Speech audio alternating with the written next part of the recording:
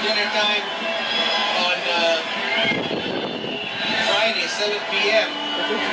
for the next match against Singapore. And this is a great moment for the young man from Falls Church, Virginia. Now playing his club football for Kaya FC. That is O.J. Porteria, who's coming to the game, I believe, for Boulders, and you are very excited, Darren, to play alongside him.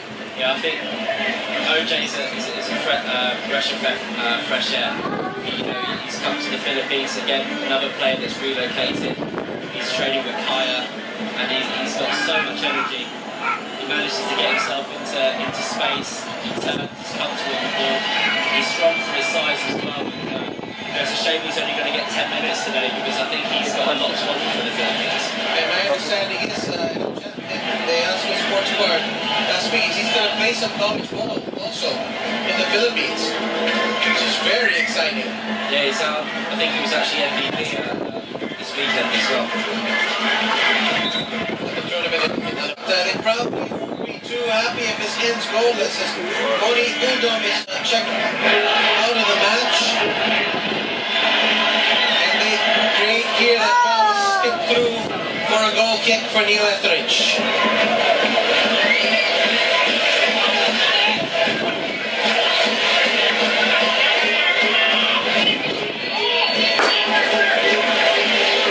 Just being extra careful to pick a spot of grass which isn't too wet so it doesn't stick.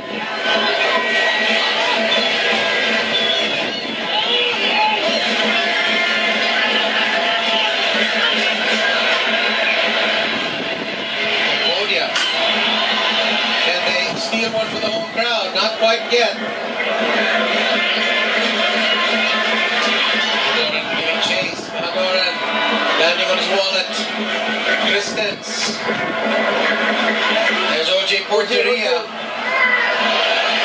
believe he scored in the SEA Games last year, didn't he? Or an assistant on the goal for Mark Hartman. I think he was very, very busy at the SEA Games. And Morgan has been hacked. And he's not having a fun time at the moment. And there's a yellow card for the number 12 of Cambodia. Fair bit amount of stoppage time as well to finish the second half. As their man is on display, so leisurely slow motion here from the that's a ball was about 15 yards away by the time he delivered that attack. I guess he just stands over the ball and a bit like Johnny Wilkinson there, isn't he? Great rugby place kicker for England. Christens floating it. The header doesn't have the power. I want to say that was De Morgan at the end of that, but I'm not sure. that's the problem when the ball's just floating into the box. I mean, it's very difficult to generate any sort of power from it.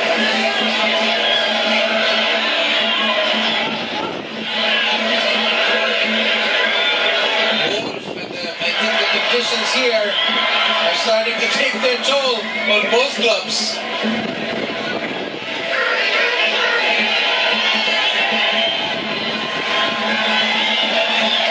Maybe this is one of the reasons why in this part of the world artificial surfaces are really the way to go, you would like to think. For a lot of these teams, nations, especially in the Philippines, Cambodia cannot quite have the budget to really maintain one pitch just for international competition. I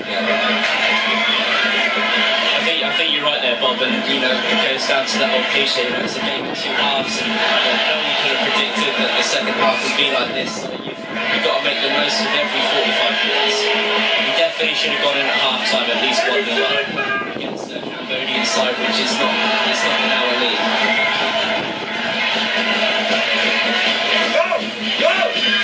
We haven't been able to prove that we're a level above, although definitely we've been the harder working side, the more enterprising 11 on the park.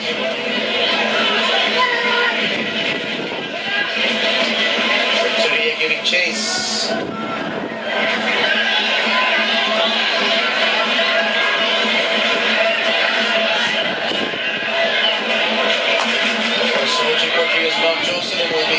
back over in Virginia. She'll be happy that her son gets a full senior cap. That's a good ball to Wolf. Love to know who sent that ball up. Couldn't quite see it, but pretty well timed. OJ. OG there making his mark.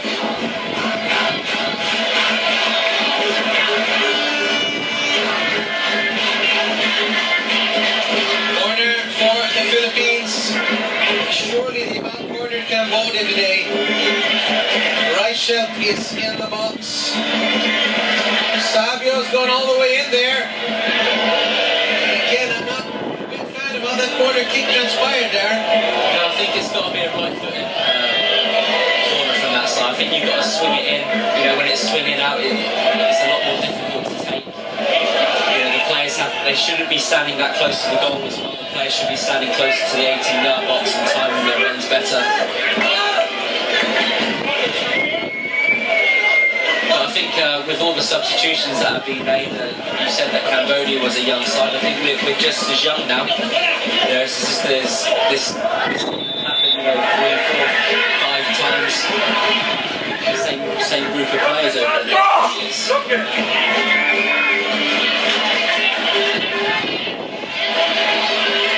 Philippines having to think about the future now.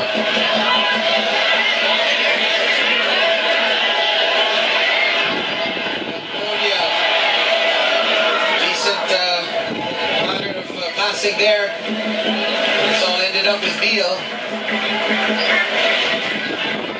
Doran, great pickup off the ball from Beal. Wonderful pass to Reichelt. Can he get some space? Reichelt! Will there be sleep for Patrick Reichelt tonight?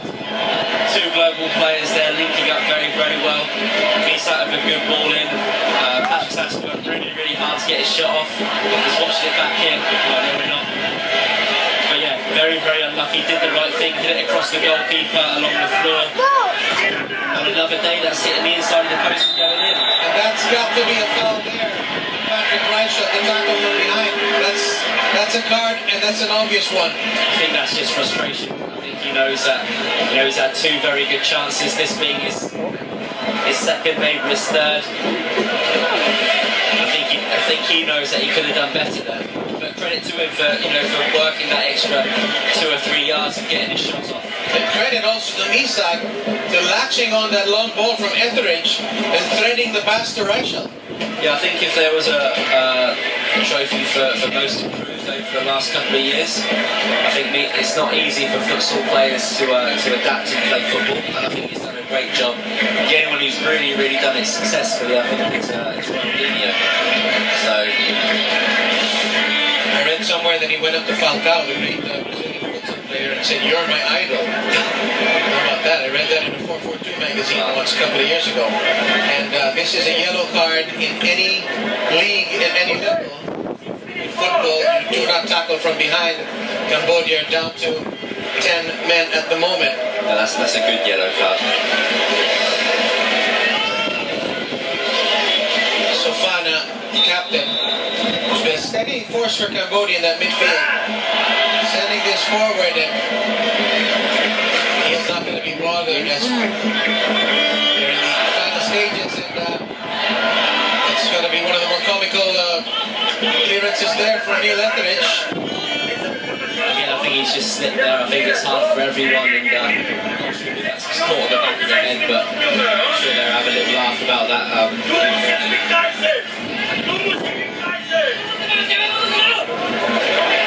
6 minutes of stoppage time, is that? I see. Wow, so there's plenty of time for one team to produce a winner.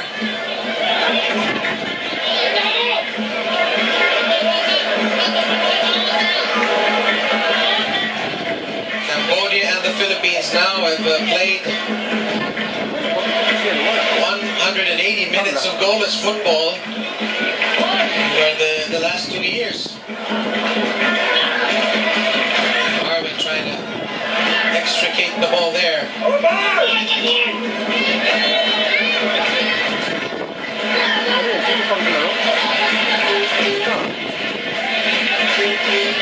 Can't be, you can't complain about the performance of the Azkals, maybe about the result. I think, Darren. If the game stands here at 0-0. Yeah, I think you can't really criticise anyone for the second half. Obviously, we knew that the pitch conditions weren't good at the start of the game, and then with all that rain, it makes it very, very difficult when both sides are working hard. I think the only criticism could be that we should have scored in the first half when we did have our chances. We have to learn how to beat teams like this, not by one goal. We've got to learn how to actually take teams apart. How do you work the ball around, manipulate the other team, find out their weaknesses. Wolf with some room. Could this be a late winner for the Philippines? Wolf. And I think I'll like to blame the pitch on that one. Obviously lost control of the ball at the last moment. I think, just as he's pushing towards the byline, I think he's just trying to cut that back. That ball was going up and down as it was going on the turf there.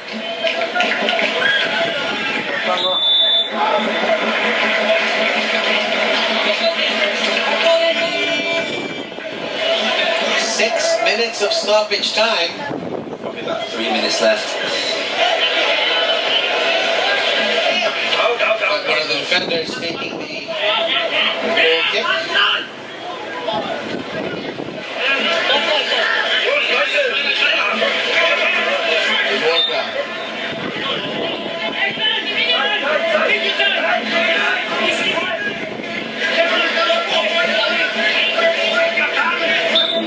The Azkals have had their chances, though you gotta say the finishing just hasn't been as lethal as we'd like it to be. Yeah, that's the thing is, even though you can train for 2 or 4, don't want to see this at the end of the game.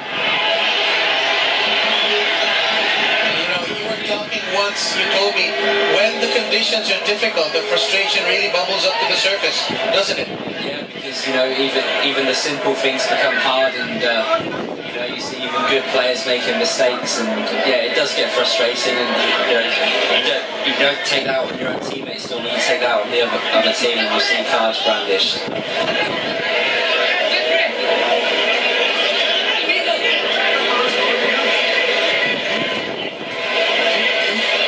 Just waiting for the signal of the referee. The late substitution for Cambodia.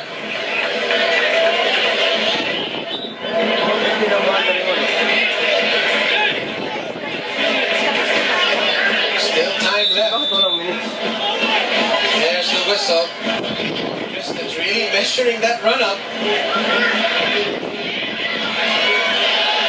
And you'd love a mulligan on that one, Darren.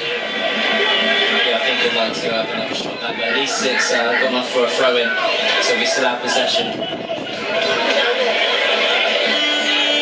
do we? Now it's going to be Philippines with the throw. And Neil has come all the way up to the center circle. Did you see that?